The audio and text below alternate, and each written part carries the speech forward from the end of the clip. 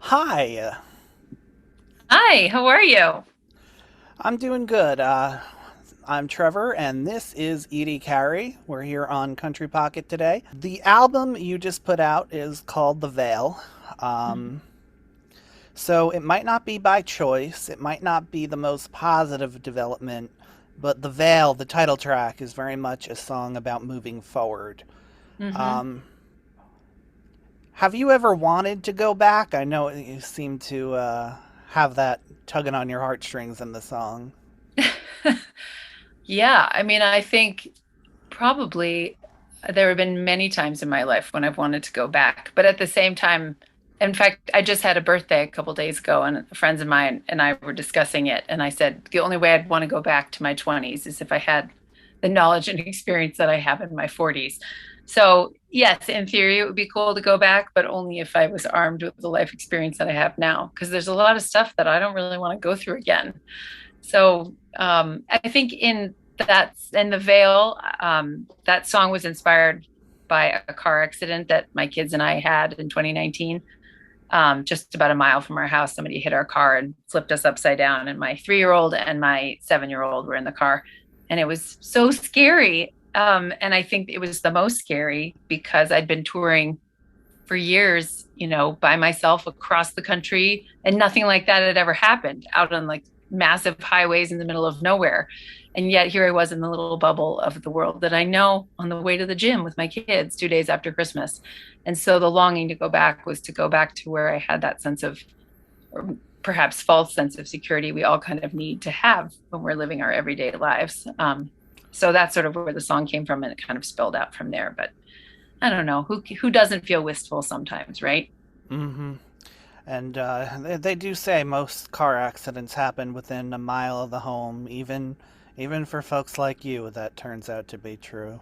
I know. And maybe the thing is, when I'm out touring by myself, I always have some level of, I'm like overly cautious because I'm a woman traveling by myself and I feel especially vulnerable. But I think when you're in your own little safety bubble, you sort of have a sense that like, oh, everything's fine and we're just puttering along here. And that's why it was especially jarring when that happened, I think. But I'm grateful we're all okay. But I have a feeling, it's left a mark on all three of us for sure.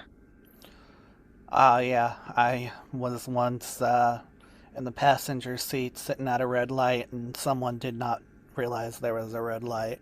Mm, Uh, we all have our moments in the car. absolutely. Absolutely.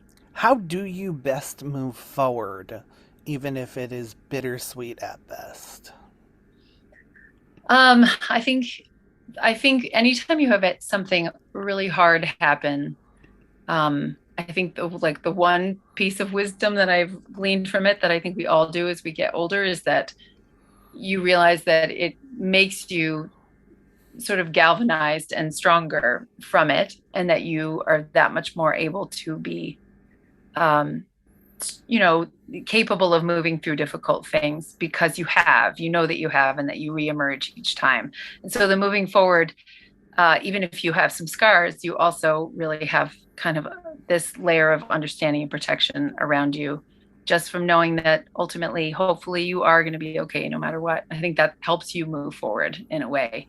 Um, I think of that when thinking about marriage too. And like, I've been married now 13 years, and all of the hard things that we've been through, that helps us move forward because we know, okay, we weathered that. And if you make it through those hard things, then you know you're that much more capable of moving forward with maybe greater understanding and also compassion for other people who are going through hard stuff. When you go through something hard, you can really help other people by meeting them in that vulnerable place and helping them through it too. I have definitely benefited from other people's experience like that many times.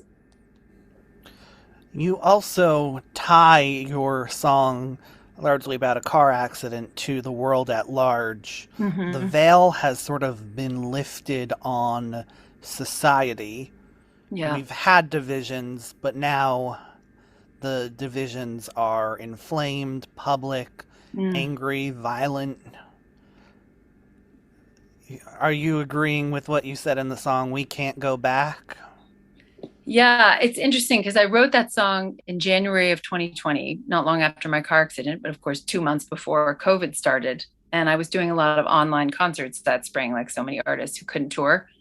And I would play that song and I'd get messages from people like, oh, that song, like it's just so true about the pandemic. Like, we're ever going to go back to the reality that we know? And I was like, I wasn't thinking about the pandemic then. It just sort of lined up with that feeling of, are we ever going to have back what we had before? And I don't think we will, but I don't know if that's necessarily a bad thing. But because we learn from these things, right? And we are changed and galvanized by them. But then when I wrote that song and and I was singing it through the spring, and then in June of 2020, after George Floyd's murder, then it sort of became, instead of like this wistful longing to go back, it suddenly became like a more strident kind of call to action. Like, we can't go back now. Like, what is the point at which we're going to say enough is enough for how people of color are being treated in this country, for all of the change that really needs to happen, and that in many ways it's we must not go back, is really what that final verse and chorus are saying. And it's interesting how songs can change depending on sort of what the zeitgeist is in the greater world at the time that you're singing it. It's sort of like the prism changes depending on what's going on in the world. So it had a lot of different meanings for me, and it continues to. But yeah, I feel like we all are very changed by the last couple of years, and very real, and also in some really positive ways too. I hope we've learned some positive lessons. Yeah. Uh, it, I'm concerned, but Hmm. You're not alone. I'm with mhm. you. That brings us to a song that does touch more directly on the pandemic, called "I Know This." Hmm. So, in this world where chaos is taking hold, how do you balance what you've said? You just said you're concerned. It's normal to be concerned. How do you Hmm. balance those absolutely normal concerns Hmm. and your total lack of control over those concerns with your role as a parent? Oh gosh, Trevor, I wish I knew the true answer to that question. I feel like I struggle with that every day, because just as a parent of small kids, so much of your life is just sort of trying to get through the minutia of the day. And my kids are somewhat aware of what's going on in the world, but there's so many things that I am trying to protect them from, like school shootings. And I have an older kid is a pretty anxious kid, and but also super intelligent and loves to know about the world and wants to read the news. And I have to sort of find some way to kind of temper that. Um, and yet also, as a parent, you also have to let those things in. And how do you do it at the right pace? And what can your kid handle? All those things. I feel like it's a very day by day process, and I'm trying to figure it out like every other parent is trying to do. I think I kind of have to think of things on a micro level, because everything feels so overwhelming to all of us, whether you're a parent or not, right? You have your own life concerns, and then you also feel like, oh God, but what about the planet? Oh God, like what's going to happen in the next presidential election? All the things that feel so daunting to all of us, whatever side of an issue you're on. But I feel like sometimes when I get overwhelmed, I kind of just have to think very small. And I think, do my children know how to be kind to other people? Do they know how to listen and be interested and curious about the world in which they live and the people who are around them?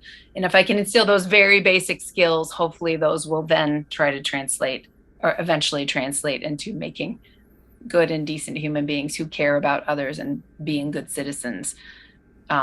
It's just hard to, you know, somehow think about those little things and then hope that they will translate to that in the future. I hope we're doing an okay job on that front. It's overwhelming for sure. All right, let's hear "I Know This," and we will be right back.